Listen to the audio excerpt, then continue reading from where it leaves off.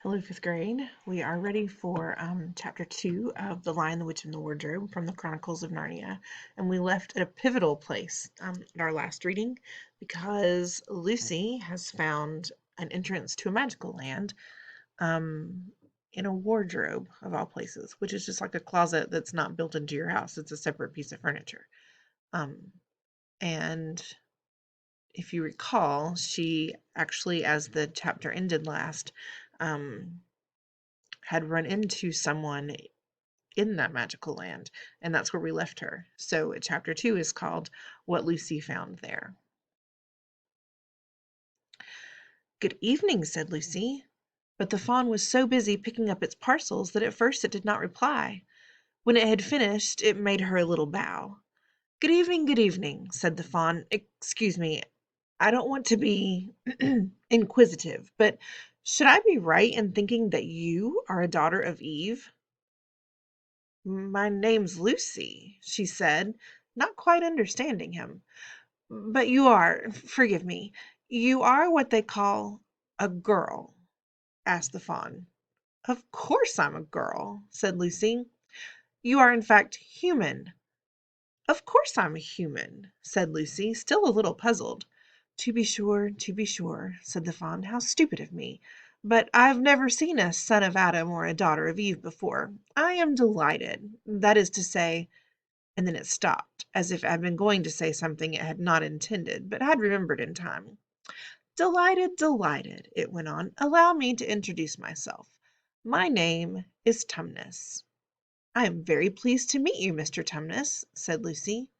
And may I ask, O Lucy, daughter of Eve, said Mr. Tumnus, how you have come into Narnia? Narnia? What's that? Said Lucy. Well, this is the land of Narnia, said the fawn, where we are now, all that lies between the lamp post and the great castle of Cair Paravel on the eastern sea. And you? You have come from the wild woods of the west? I got in through the wardrobe in the spare room, said Lucy. Ah, said Mr. Tumnus, in a rather melancholy voice. If only I had worked harder at geography when I was a little fawn, I should no doubt know all about those strange countries. It's too late now. But they aren't countries at all, said Lucy, almost laughing. It's only just back there. At least, well, I'm not sure. It is summer there. Meanwhile, said Mr. Tumnus, it is winter in Narnia, and has been for ever so long, and we shall both catch cold if we stand here talking in the snow. Daughter of Eve, from the far land of Spare where eternal summer reigns around the bright city of Wardrobe, how would it be if you came and had tea with me?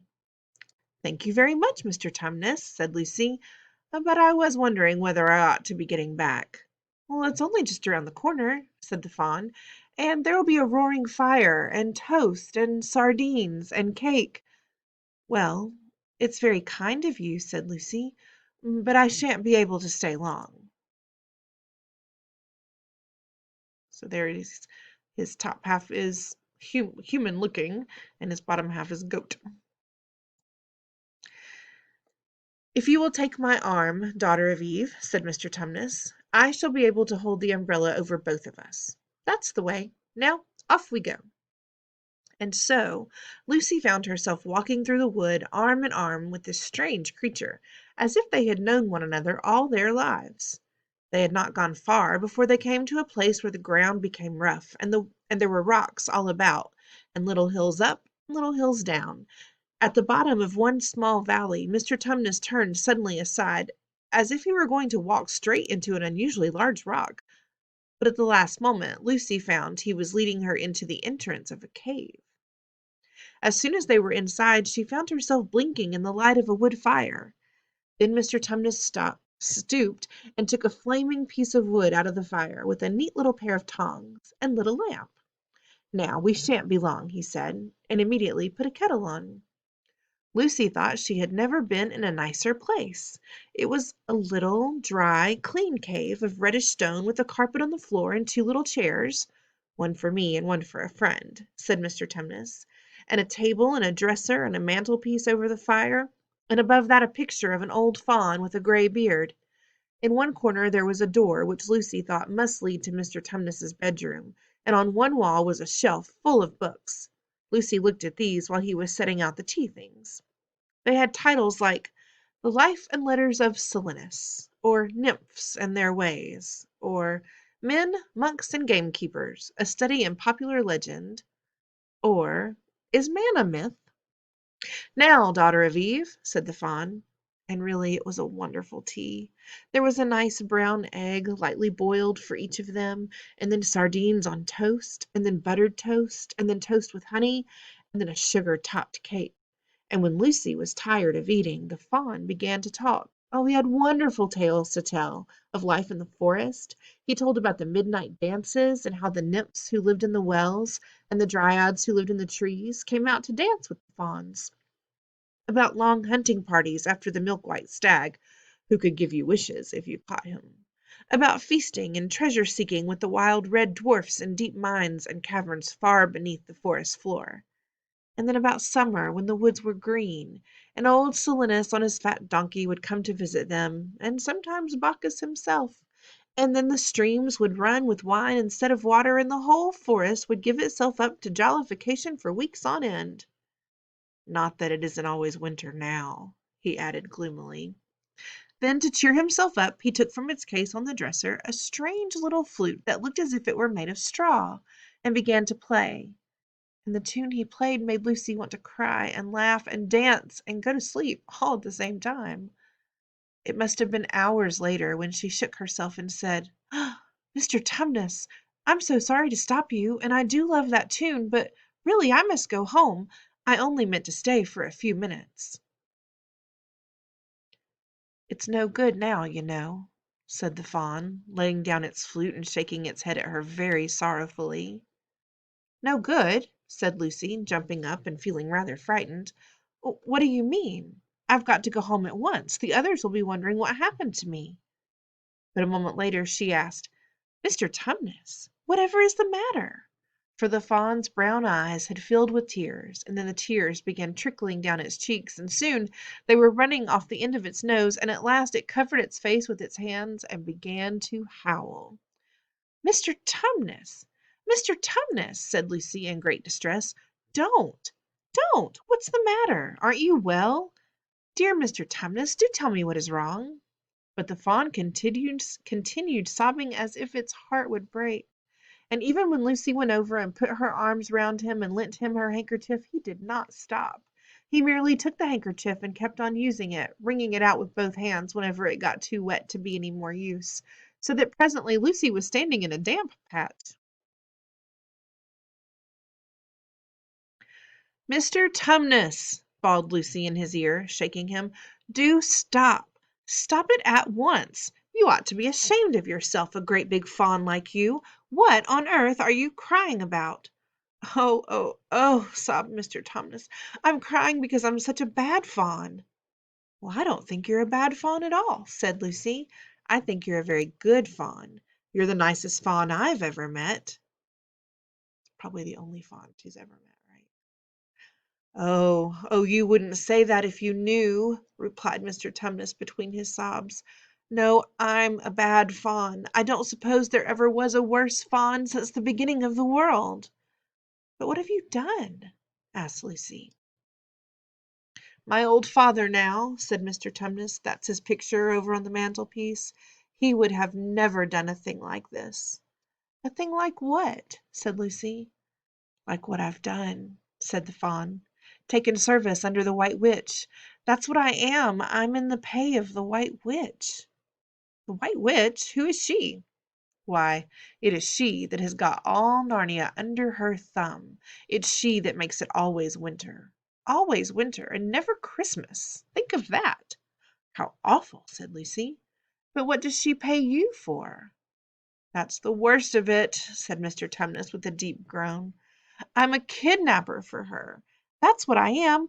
Look at me, daughter of Eve. Would you believe that I'm the sort of fawn to meet a poor innocent child in the wood, one that had never done me any harm, and pretend to be friendly with it, and invite it home to my cave, all for the sake of lulling it asleep and then handing it over to the White Witch?" "No," said Lucy. I'm sure you wouldn't do anything of the sort." "But I have," said the fawn.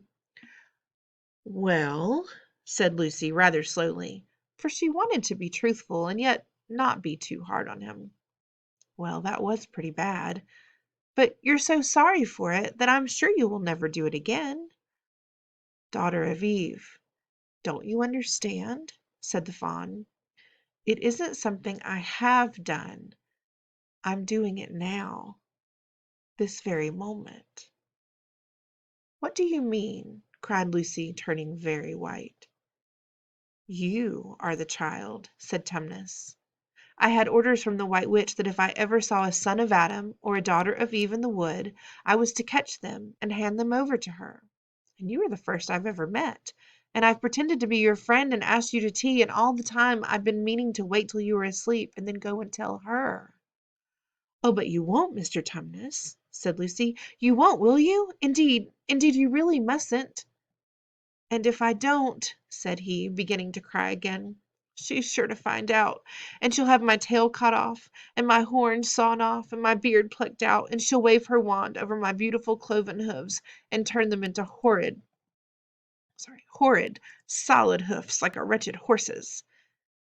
And if she is extra and specially angry, she'll turn me into stone, and I shall only be a statue of a fawn in her horrible house until the 4 thrones at Cair Paravel are filled, and goodness knows when that will happen, or whether it will ever happen at all."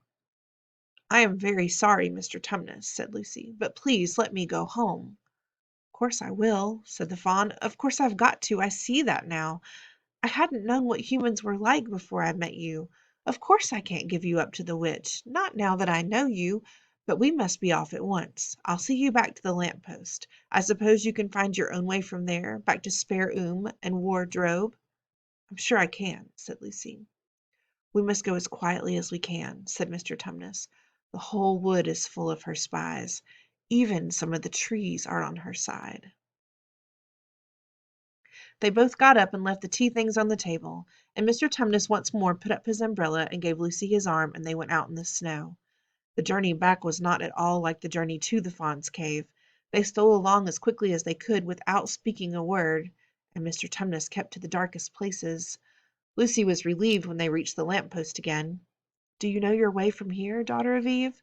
said Tumnus. Lucy looked very hard between the trees and could just see in the distance a patch of light that looked like daylight. "Yes," she said, "I can see the wardrobe door."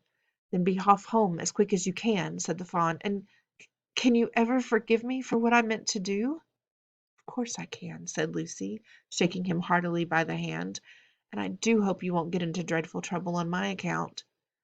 "Farewell, daughter of Eve," said he. "Perhaps I may keep the handkerchief?" "Rather," said Lucy, and then ran toward the far-off patch of daylight as quickly as her legs would carry her.